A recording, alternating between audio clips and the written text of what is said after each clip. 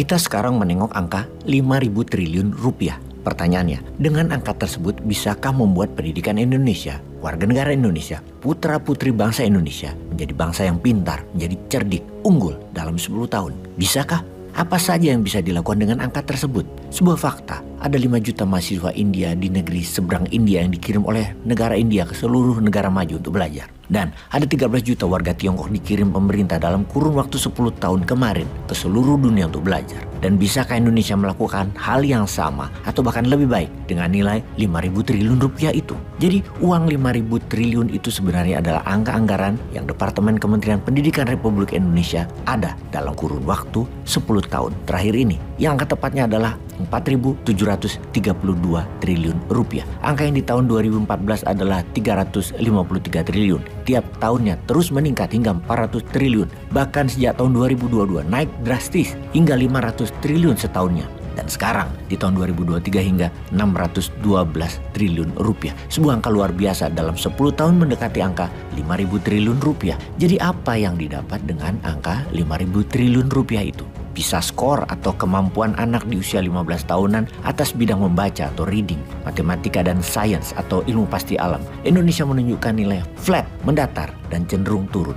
PISA skor menunjukkan kecerdasan warga dalam suatu negara. Indonesia saat ini rankingnya 6 terbawah dari 80 negara. Indonesia di ranking 74. Kok bisa 5.000 triliun rupiah bukan buat rakyat menjadi pinter, bukan buat rakyat berketerampilan atau berpengetahuan atau berprestasi, berkarya tingkat dunia, tapi malah sebaliknya. Atau misalnya lagi, mengapa paten internasional atau property right karya anak bangsa Indonesia dalam 1 tahun hasilnya kurang dari 100 paten. Sementara satu pabrik Huawei di Tiongkok bisa bikin 7 paten internasional seharinya. Samsung di Korea bisa buat 5 paten seharinya. Amerika setahun 120.000 paten. Ada apa dengan Indonesia? Jadi kemana aja itu anggaran? Per tahun 600 triliunan rupiah. Jumlah guru ada 3,4 juta. Jumlah guru honorer ada 1 juta. Gaji guru honorer sering telat dan super rendah. Kok bisa ya? Jumlah murid 45 juta dari TK sampai SMA. Jumlah mahasiswa 9 juta orang. Jumlah mahasiswa Indonesia di luar negeri 50 ribuan.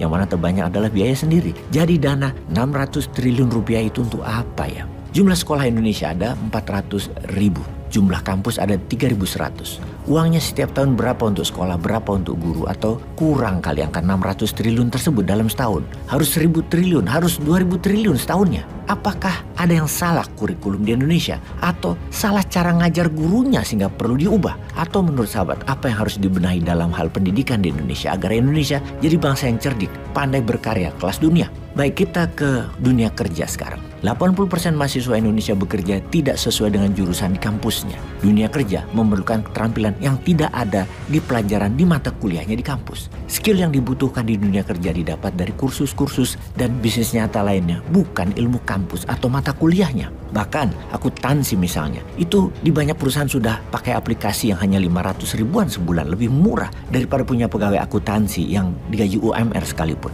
Pelajaran dan kurikulum kampus harus direview dengan demand dari pasar dunia kerja. Kebutuhannya apa? Itulah yang harus dunia akademisi penuhi sebagai suplainya. Ada banyak ke depan dunia kerja yang memerlukan keterampilan baru, dan ada banyak di dunia kerja yang menghilangkan pekerjaan sekarang yang ada digantikan mesin dan robot. Mesin atau robot atau aplikasi makin hari makin murah biayanya, sementara manusia makin kesini makin mahal biayanya. Makanya dunia bisnis lebih memilih menggunakan mesin daripada manusia. Lalu dunia pendidikan jadi harus bagaimana?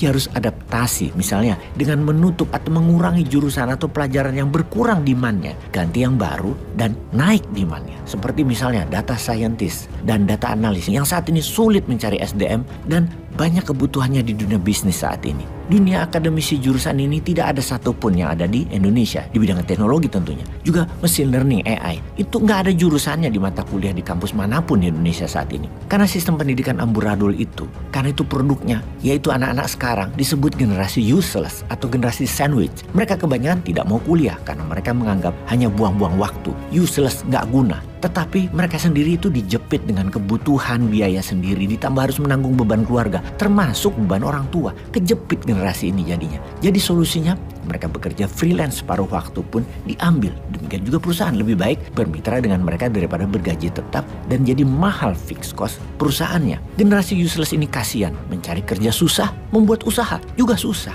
Piye jal solusinya? Mana Opung? Mungkin bisa cari solusi, mengingat apapun masalah di negeri kita ini, Opung adalah solusinya. Ditunggu Opung solusinya. Peace.